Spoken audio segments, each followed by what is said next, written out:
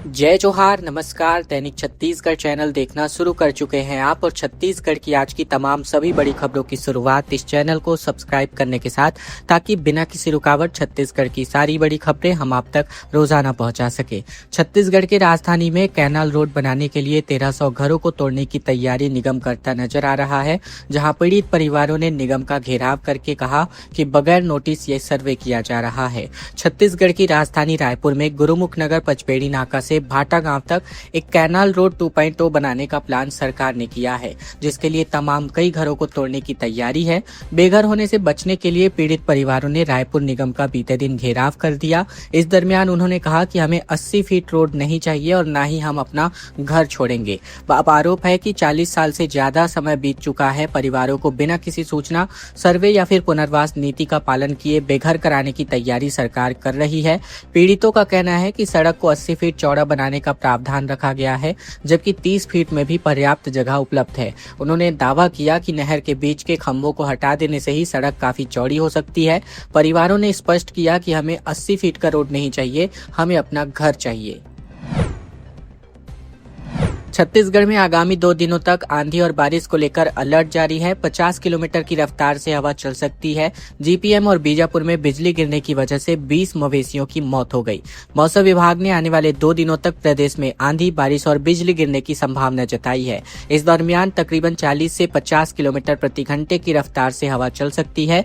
वहीं पिछले 24 घंटे के दरमियान उत्तर, मध्य और दक्षिण छत्तीसगढ़ में कई इलाकों में तेज हवा और गरज चमक के साथ हल्की से लेकर मध्यम स्तर की बारिश दर्ज की गई। इस मौसम के बीच बीजापुर जिले में बिजली गिरने की वजह से 10 मवेशियों की मौत हो गई। वहीं गौरेला पिंडरा मरवाही जिले के पर्यटन स्थल राजमेरगढ़ क्षेत्र में भी बिजली गिरने की वजह से 10 मवेशियों ने अपना दम तोड़ दिया।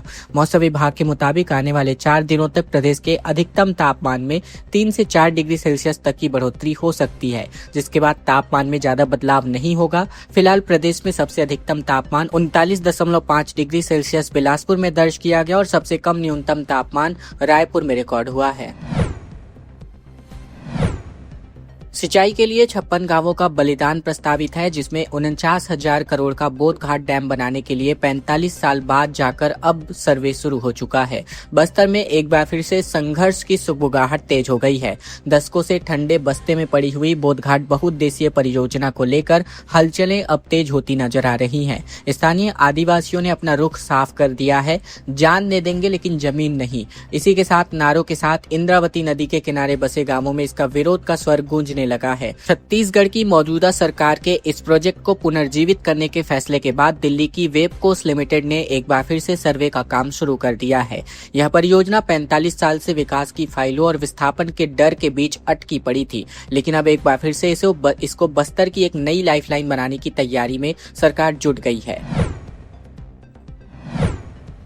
महासमुंद में कार के डिक्की से 7.5 किलो सोने की ज्वेलरी बरामद हुई है। छिपा करके ले जाया जा रहा था। 9 करोड़ इसकी कीमत है। अंबिकापुर में 95 किलो चांदी भी पकड़ाई है। छत्तीसगढ़ के महासमुंद जिले में पुलिस ने एक कार से लगभग 7.5 किलो सोने की ज्वेलरी जब्त की है। इसकी कीमत तकरीबन 9 करोड़ 17 लाख रुपए से ज्यादा बताई जा रही है।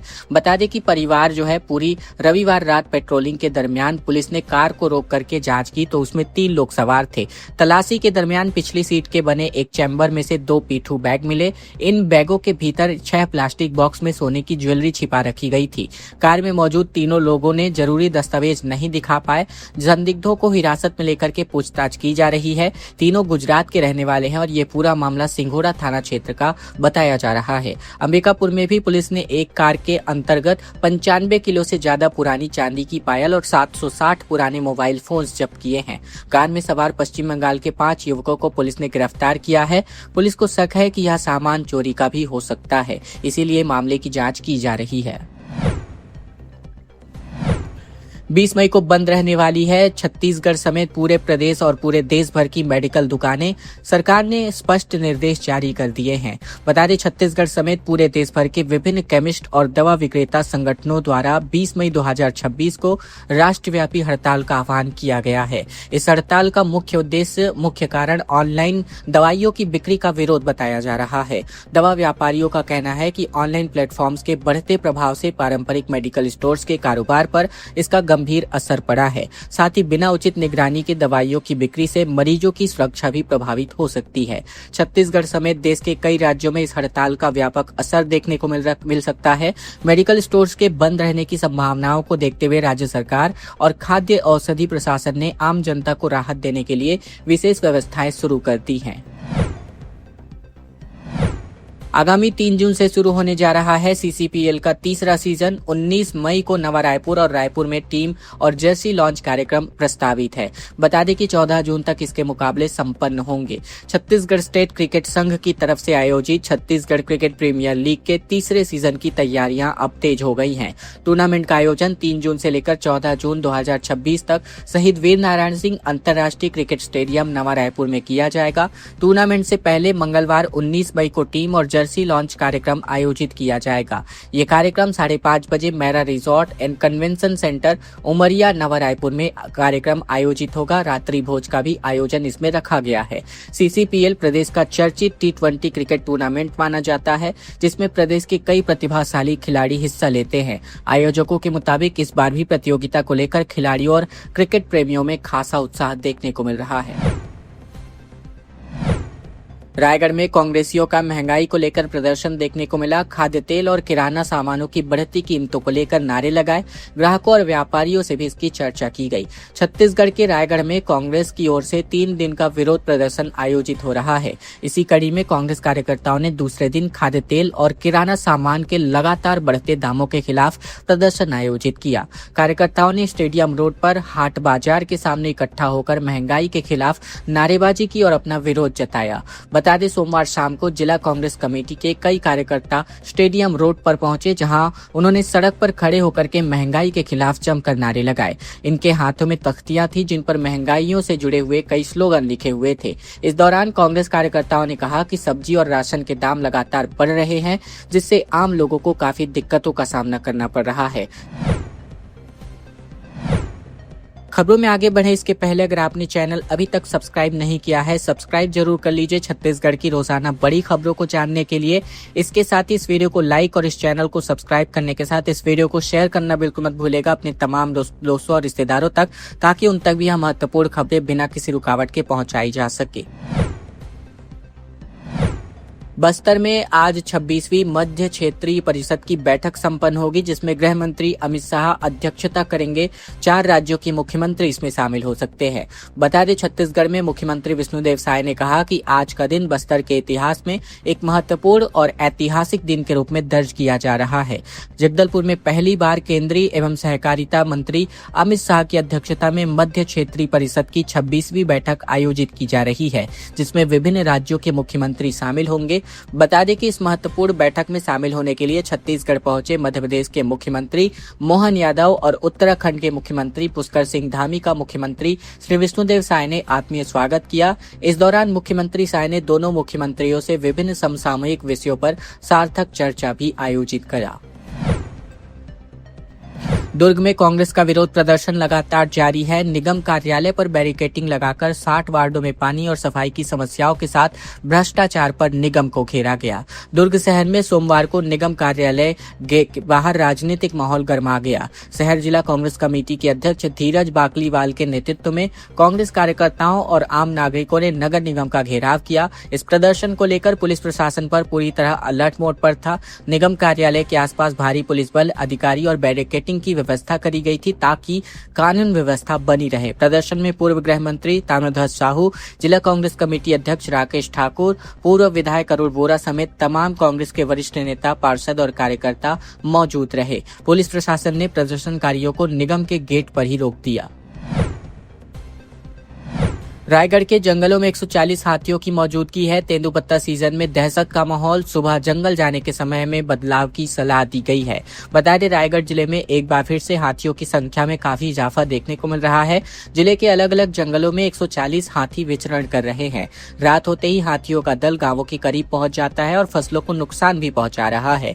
इसी के साथ ही तेंदुपत्ता सीजन के चलते ग्रामीणों की सुरक्षा को देखते हुए वन विभाग सुबह तेंदुपत्ता तोड़ने के समय में बदलाव पर जोर दे रहा है, ताकि किसी भी तरह की घटना न हो। रायगढ़ और धर्मजयगढ़ दोनों ही वन मंडलों के जंगलों में हाथियों की मौजूदगी बनी हुई है।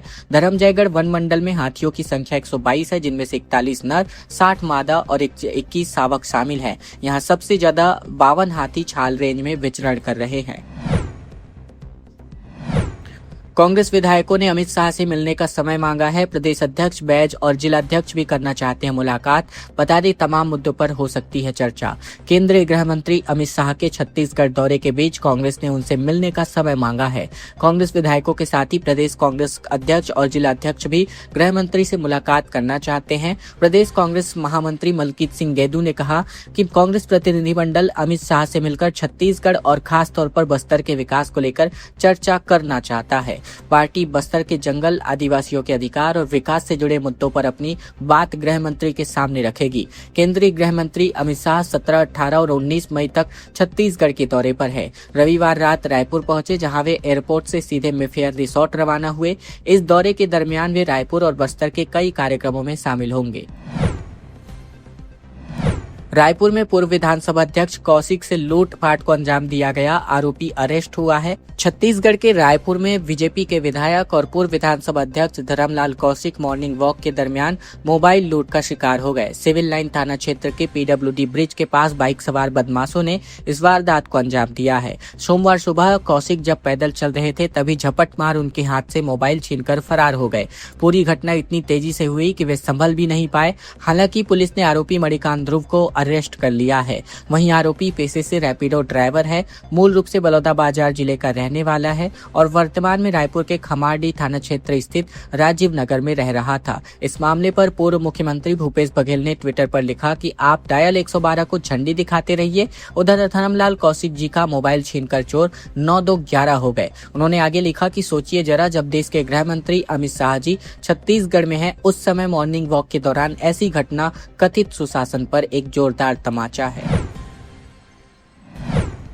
रायपुर के सारा गांव में टावर पर चढ़ा बुजुर्ग घर पर बुलडोजर चलाने से नाराज था। ग्रामीण और जिला प्रशासन के अफसर उतारने में जुटे रहे। रायपुर जिले के धरसीवा विधानसभा क्षेत्र के सारा गांव में सोमवार सुबह एक बुजुर्ग ग्रामीण हाई टेंशन टावर पर चढ़ गया और अपनी जान लेने की धमकी देने लगा। पुलिस, राजस्व विभाग और स्थानीय प्रशासन की टीम ने घंटों तक समझाइश दी, लेकिन वो नहीं उतरा। ग्रामीणों की भीड़ मौके पर जमा हो गई। दरअसल बुजुर्ग ईयाराम साहू उर्फ कालिया प्रशासन की अतिक्रमण हटाओ कार्यवाही से नाराज है। कुछ दिन पहले राजस्व विभाग और ग्राम पंचायत की टीम ने इस बुलडोजर को चलाकर उनका मकान तोड़ दिया था। पीड़ित परिवार का आरोप है कि इस मकान में वह 6 वर्षों से अपने परिवार के साथ रह रहा था। कार्यवाही के बाद पूरा परिवार खुले आसमान के नीचे रहने को मजबूर है। सुशासन के तिहार में नायब तहसीलदार पर भड़के बृजमोहन अग्रवाल। सांसद ने कहा कि कितना पैसा लेते हो। लोगों ने बजाई ताली और 3 दिन में रिपोर्ट मांगी है। रायपुर के आरंग के नगर पंचायत समोदा में सुशासन तिहार कार्यक्रम आयोजित किया गया, जिसमें सांसद बृजमोहन अग्रवाल शिकायत मिलने पर भड़क उठे, जहां उन्होंने नायब तहसीलदार गजानंद सिदार को जमकर फटकार लगाते हुए कहा कि आपका अभिनंदन करे क्या, कर बता दीजिए। इसका वीडियो सोशल मीडिया पर खूब तेजी से वायरल हो रहा है। फटकार लगाते हुए बृजमोहन ने कहा कि सबसे ज्यादा शिकायत आपकी है, कितना पैसा लेते हो, जो लोगों को बोलते हो, क्या बोलते हो लोगों से, इसकी सबसे ज्यादा शिकायत है। कितना पैसा दिए हो सांसद जी को, कितना पैसा दिए हो। ये बात सुनकर के वहां शिकायत लेकर पहुंचे ग्रामीण ताली बजाने लगे। खबरों का सिलसिला बस यही तक का था। अगर आपको यह वीडियो पसंद आया तो वीडियो को एक छोटा सा लाइक कर दीजिए। चैनल पर नए हैं तो चैनल को जरूर सब्सक्राइब कर लीजिए। इसके अलावा इस वीडियो को लाइक करने के साथ इस वीडियो को शेयर करना बिल्कुल मत भूलेगा अपने तमाम दोस्तों, रिश्तेदारों, भाइयों बहनों तक, ताकि उन तक भी हम महत्वपूर्ण खबरें बिना किसी रुकावट के रोजाना ठीक इसी प्रकार पहुंचाई जा सके।